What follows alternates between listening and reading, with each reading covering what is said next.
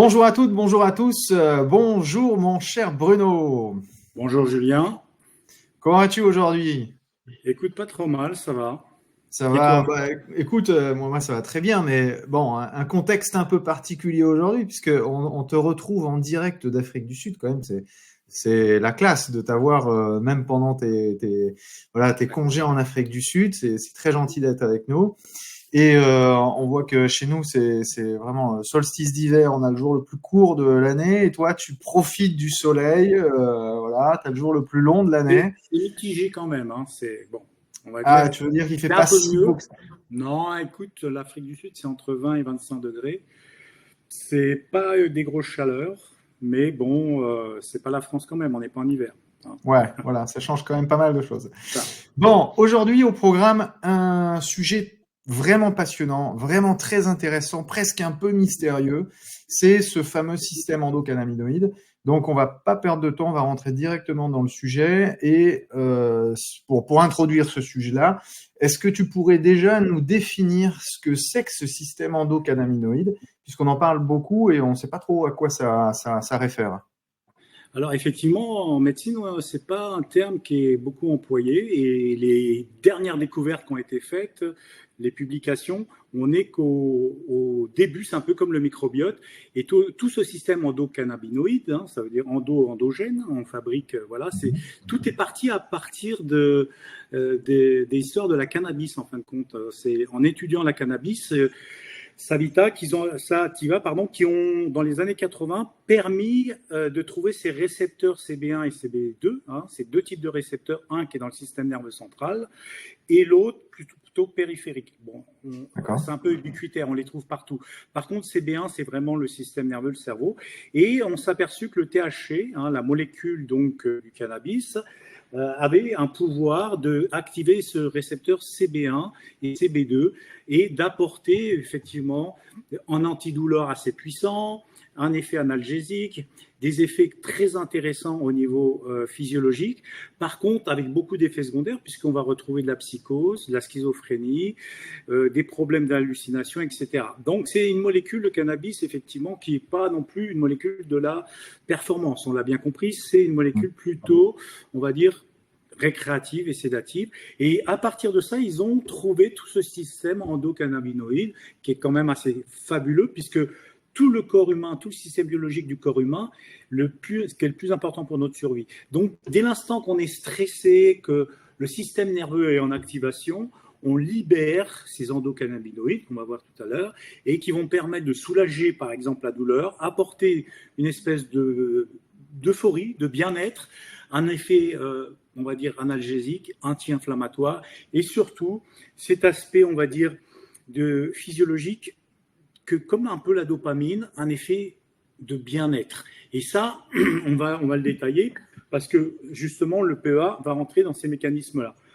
Alors, on pourrait dire que toute l'humeur, le bonheur, nos peurs, l'anxiété, les émotions sont sous effet de ce système endocannabinoïde qui est effectivement, comme tu le dis, très complexe et on n'est qu'au début et on trouve, alors ça fait quand même déjà 30 temps de recherche, mais on peut dire qu'il faut rester humble devant tout cet effet, puisqu'on a un effet sur l'homéostasie générale du corps.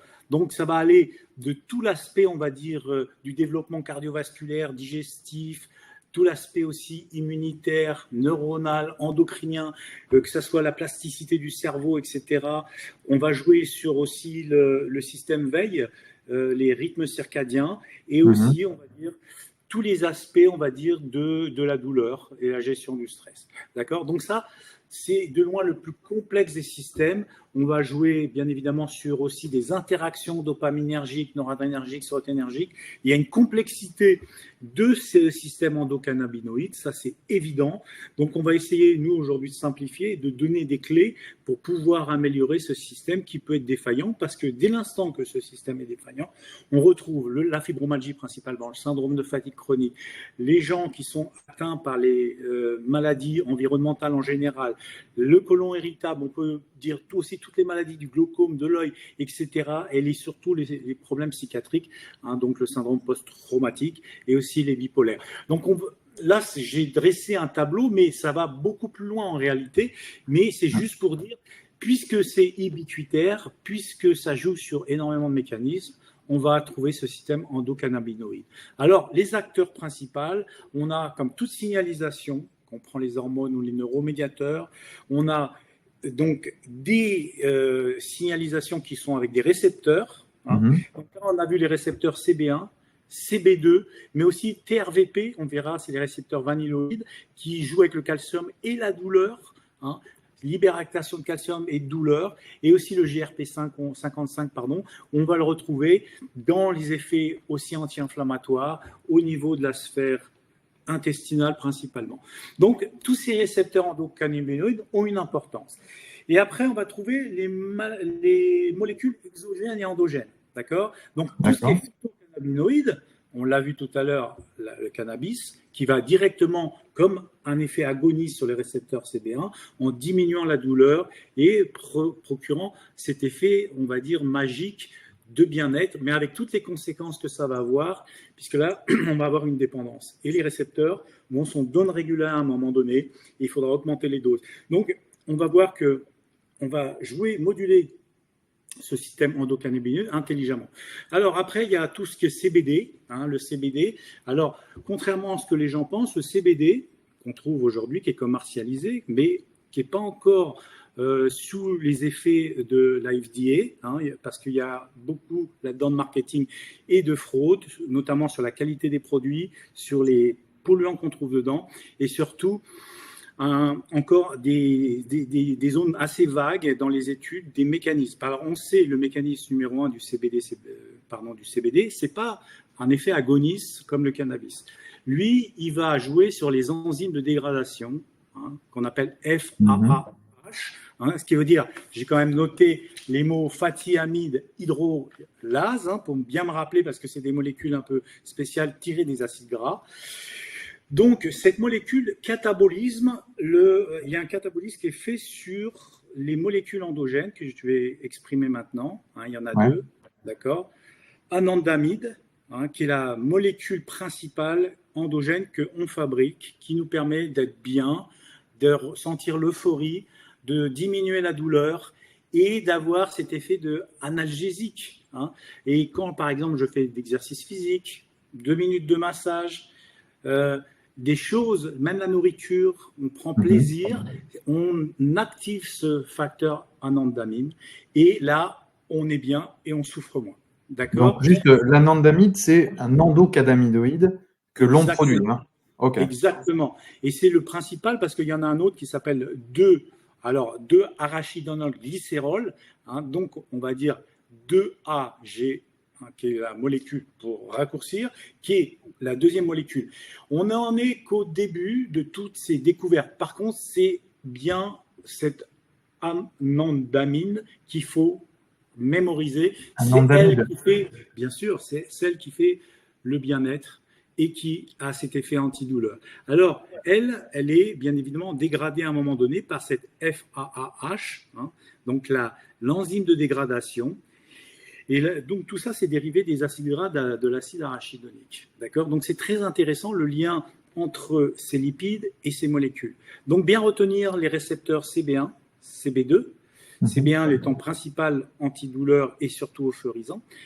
Ensuite, le CB2 qui est plutôt périphérique, mais aussi anti-inflammatoire, analgésique. Et surtout, donc, le TVRP qui est vraiment la douleur aiguë, celle qui fait très mal, qui sont les récepteurs vanilloïdes qui sont liés justement au calcium. Et les récepteurs GP55 qui est présent dans toutes les glandes surrénales, le système digestif, etc. Donc, ça, c'est un peu les acteurs pour tirer un petit peu les mécanismes généraux de ces actions.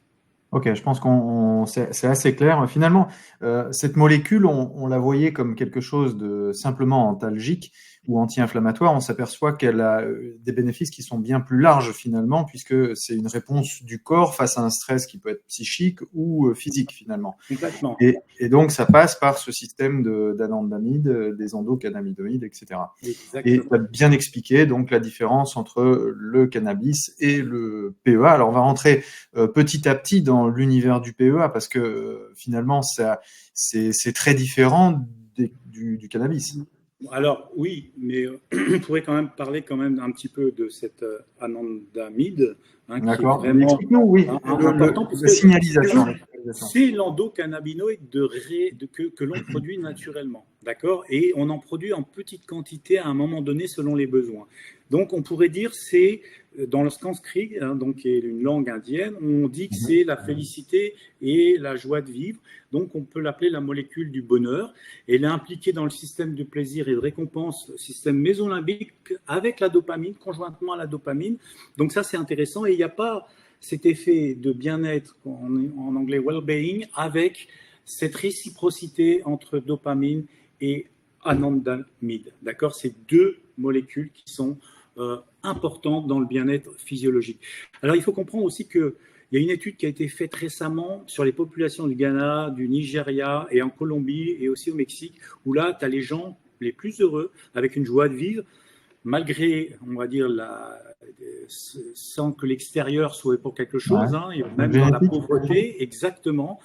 Et ils sont cette joie de vivre, on le voit bien chez souvent les Africains, et ben ils ont ce gène, une mutation du gène allèle A de FAAH, c'est-à-dire de la dégradation de cette anandamide, d'accord? Donc cette molécule va être en plus grosse quantité, donc un ressenti moins fort de la douleur, plus de plaisir, plus de fun, plus de joie de vivre. Donc ça, c'est quand même quelque chose qui est très intéressant pour ceux génial.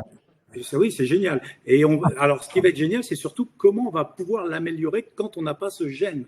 Parce que il faut savoir que, par exemple, les phytocannabinoïdes, par rapport aux endocannabinoïdes, ils ont un effet sur le récepteur, on a vu tout à l'heure, avec malheureusement une accoutumance, une désensibilisation de ces récepteurs. Ce que tu appelles phytocannabinoïdes, c'est le cannabis. C'est vraiment le cannabis sativa, les huiles de CBD. Exactement. Donc, il y a des études chez les animaux qui montrent que c'est beaucoup plus puissant que les opiacés sur la douleur, et douleur aiguë, surtout la douleur aiguë, les neuropathies, les inflammations, et donc on a cet effet agoniste CB1 qui est intéressant de l'anandamide, qui est cette molécule vraiment importante endogène. Donc il faut mieux travailler avec son système endocannabinoïde que utiliser des phytocannabinoïdes sur de long terme. C'est pareil, évident, d'accord? C'est plus physiologique, fondamentalement. Complètement. Alors c'est vrai que le CB1, qui est le récepteur majeur, c'est vraiment les effets de prendre plaisir de ce que tu manges, on va dire cette sensation de bien-être, de plaisir et d'euphorie vient du CB1. Et de l'autre côté, les effets analgésiques et anti-inflammatoires. D'accord ? D'accord. Donc, si on se focalise maintenant sur le mécanisme d'action du PEA, déjà, est-ce que tu peux nous en parler ou nous dire d'où est-ce que ça arrive, cette histoire de PEA, d'où est-ce qu'on le tire, quelle est cette substance et comment elle agit finalement? Bon, déjà là, on a 50 ans de recherche sur le PEA avec 800 publications scientifiques. Donc ça, c'est bien. Donc le PEA, c'est quoi? C'est du palmitol, éthanolamide, qui est une molécule, un acide gras. Là, chapeau Bruno, parce que c'est la vidéo de... J'ai fait un effort pour prononcer avec difficulté un mot qui est... il y a une complexité dans le jargon. On savait que cette vidéo était la vidéo de tous les dangers et qu'on allait finir forcément les pieds dans le tapis Mais grâce à mon taux d'endocannabinoïdes, visiblement, ça va beaucoup mieux. Non, bon, tout ça pour dire sérieusement qu'elle est naturellement synthétisée par l'organisme. Le PEA, on le trouve dans le corps. C'est un phospholipide des membranes cellulaires. Donc, il a été isolé à partir du jaune 2, à partir de certaines molécules, lécithine de soja, etc. On retrouve dans les aliments en petite quantité. Par contre, pour des effets pharmacologiques et thérapeutiques, on est obligé d'utiliser des doses beaucoup plus élevées. Et donc ça, ces fonctions primaires qui sont faites par ces lipides vont permettre justement de maintenir un équilibre dans l'organisme en sécrétant ces endocannabinoïdes. Donc là, on voit que là où c'est intéressant, c'est que le PEA a le même mécanisme identique que le CBD. Et on verra on mettra une publication là-dessus, qu'il est aussi, voire plus efficace sur du long terme et plus sûr. Donc ça, c'est quelque chose d'intéressant.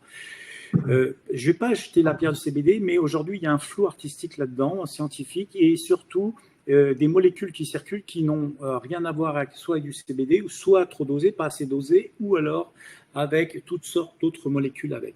Donc, comprendre que ces mécanismes de signalisation n'ont pas une action directement sur les récepteurs CB1, CB2, mais ça va jouer par cet effet de FAAH, on a vu, comme ceux qui ont la mutation, on diminue, en inhibant cette enzyme, on augmente le taux endogène de cannabinoïdes, notamment l'anandamide. D'accord? C'est tout simple à comprendre. Et si on comprend ça, on a déjà compris, pratiquement, tout ce que on va évoquer. Parce que c'est l'effet majeur du PEA. Bien évidemment, le PEA a d'autres mécanismes que je vais évoquer parce qu'il ne faudrait pas oublier aussi les effets puissamment anti-inflammatoires qui sont liés aussi à l'activation des effets PIPAR, c'est-à-dire que ce sont des senseurs métaboliques, les PIPAR alpha, gamma et delta. Les alpha, c'est vraiment l'anti-inflammation. Par exemple, sur le foie, on joue sur la graisse hépatique, donc c'est comme les oméga 3, le même mécanisme, beaucoup plus puissant. Et on a une activation des PIPAR alpha. Donc l'effet sur la douleur et l'inflammation, c'est principalement PIPAR alpha. D'accord.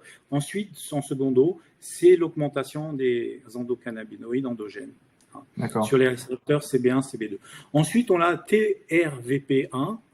Donc ça, c'est un mécanisme, un canal ionique non sélectif qui permet, quand il y a un stimuli, par exemple n'importe quel stimuli, la douleur, le calcium est libéré, ça crée de la douleur. D'accord.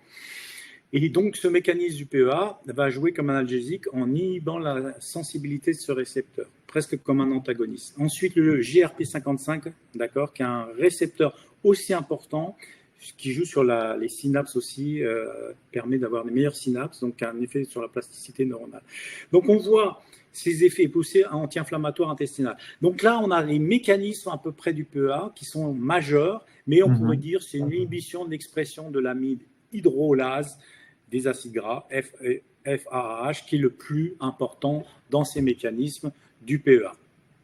Donc finalement, un panel d'actions qui est extrêmement large, puisque là, tu nous parles de plasticité neuronale, après tu nous parles d'inflammation, tu nous parles de Nash syndrome, tu nous parles de… Alors on va faire ça, on va le voir différemment. Effet analgésique, on en voit 4. Allez, analgésique, anti-inflammatoire, neuronal et immunitaire. Analgésique. Donc le PEA, il inhibe la dégradation de l'anandamide.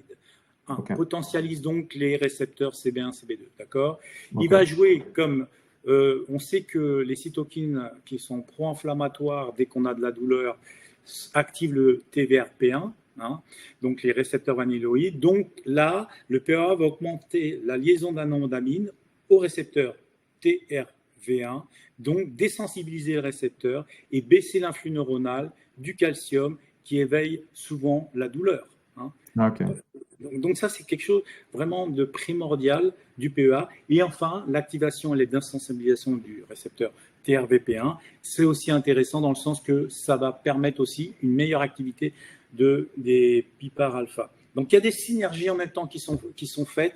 Et donc ça, c'est vraiment très, très intéressant. Effet aussi anti-inflammatoire. Alors, PIPAR alpha, on l'a vu tout à l'heure, justement, inhibe la translocation du NF-κB, qui est le maître de l'inflammation. Tout le monde connaît en médecine fonctionnelle le TNF. Donc, on va avoir automatiquement une libération du TNF-alpha qui est diminuée. Donc, effet anti-inflammatoire. Et ensuite, le PA joue aussi sur le GRP55, qui est puissamment anti-inflammatoire sur tout le tractus digestif intestinal. Donc, ça, c'est intéressant. Donc, et aussi un effet sur les mastocytes.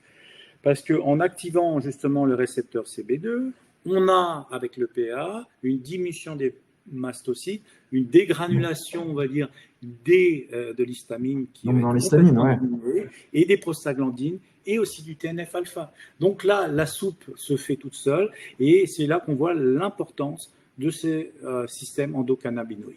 Enfin, la sphère que j'aime beaucoup, c'est l'effet neuroprotecteur. Les neurones, c'est vraiment important puisque le stress, c'est il va détruire les neurones. Un excès de stress, on le sait très bien, sur les microglia, l'inflammation et tout ça.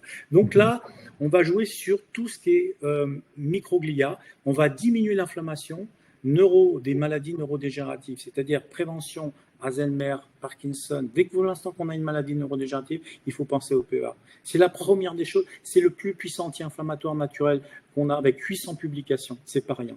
Donc, effet Parkinson, Alzheimer, les effets sclérose en plaques, les effets, on va dire, aussi des démences.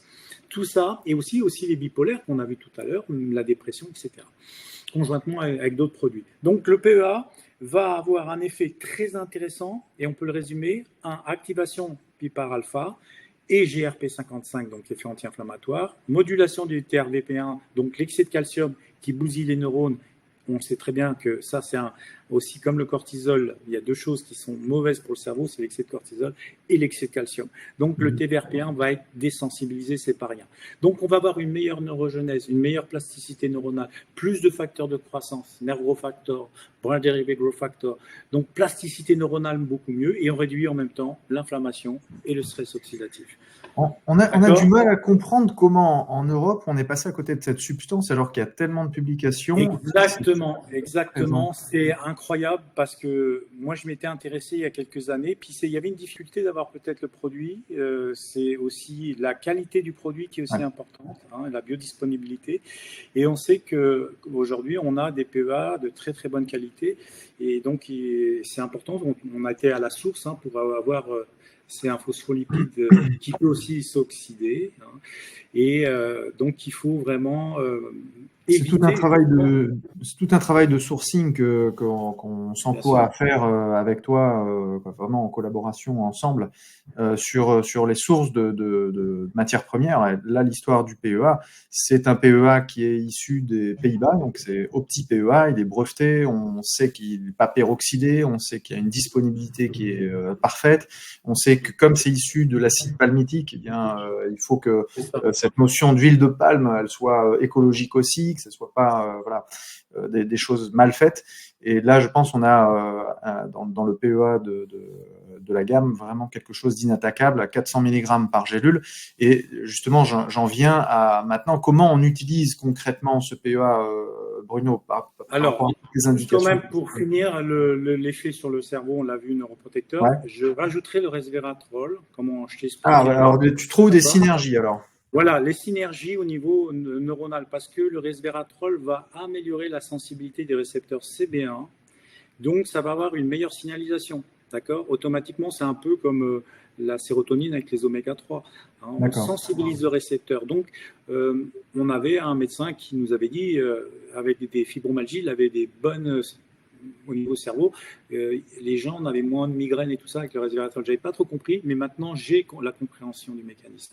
Donc il y a une synergie avec le PEA, bien sûr, sur les effets neuroprotecteurs et surtout anti-inflammatoires de ces deux molécules. Et pour finir, l'effet immunomodulateur, donc anti-inflammatoire, prophylactique, tout ça en jouant sur les macrophages, on va...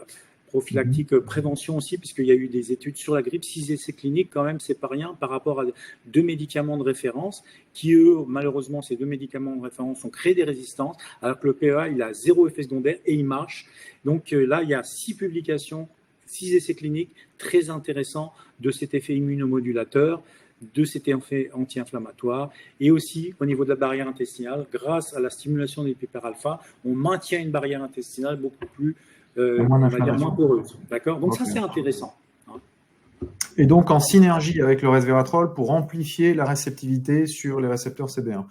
C'est un détail qu'on peut garder en tête. Voilà. Complètement. Ok. Combien tu utilises en termes de grammage, en termes d'utilisation concrète voilà. Alors, on va dire le bon dosage entre 400 mg et 1,2 g. D'accord ? Ça ne sert à rien de prendre beaucoup plus. Pourquoi ? Tout simplement, le corps a des mécanismes, on a vu tout à l'heure. Quand on est dans cette fourchette entre 400 et 1,2 g, on a une inhibition du FAH, et ça, c'est important pour maintenir un taux d'anandamide très élevé. D'accord ?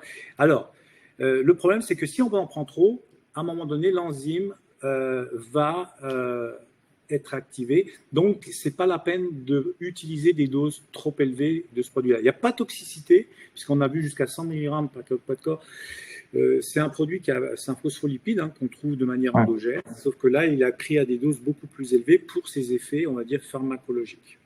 On peut utiliser des grosses doses, mais comme l'enzyme est Complètement. inductible, elle va dégrader l'excès Voilà. de- Et on Ok. verra d'ailleurs, parce qu'il y a aussi des fans du CBD, mais on mettra le lien d'une publication qui a été faite assez récente, euh, justement l'alternative au CBD, et on voit dans la conclusion, hein, dans cette étude, qu'à la fin, ils mettent que le PEA, il faut l'utiliser et que c'est le meilleur produit, 800 publications, il y a une validation du FDA, et en même temps, on a les mêmes effets de CBD sans avoir de problème conjointement à ce produit-là.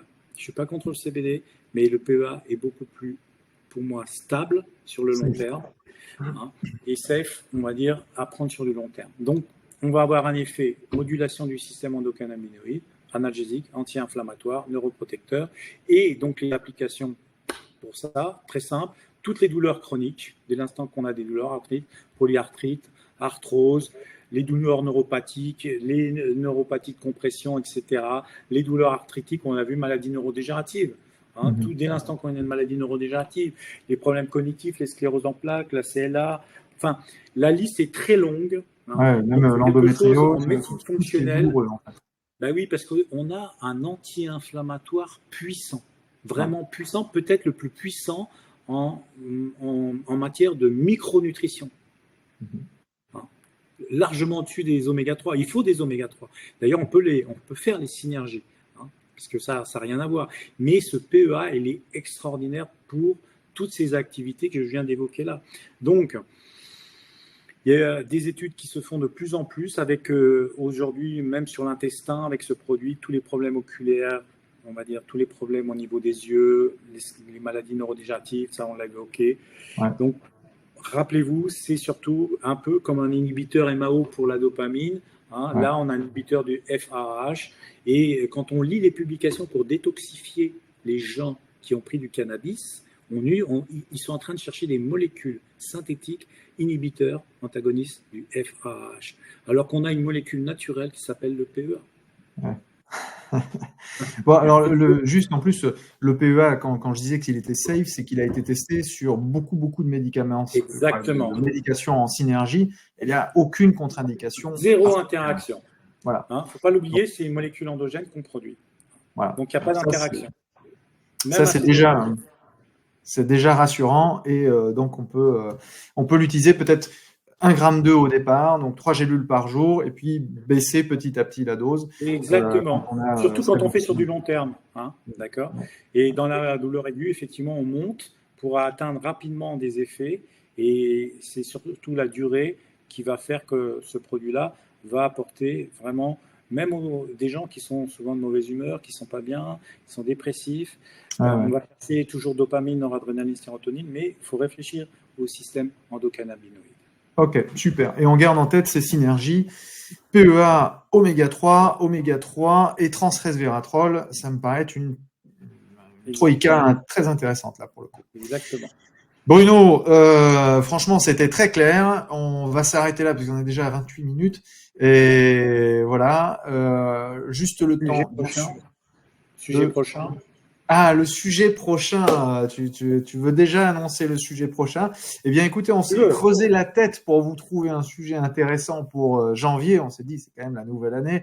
Il faut arriver avec quelque chose d'intéressant. Et Bruno, qu'est-ce que tu vas nous présenter la prochaine fois? Alors, je vais parler des nouveautés sur. On avait donné il y a une dizaine d'années des conférences sur la thyroïde, et je voudrais parler un petit peu justement de ce qui se fait un petit peu de nouveau sur la compréhension des mécanismes de la T3, la reverse T3, etc.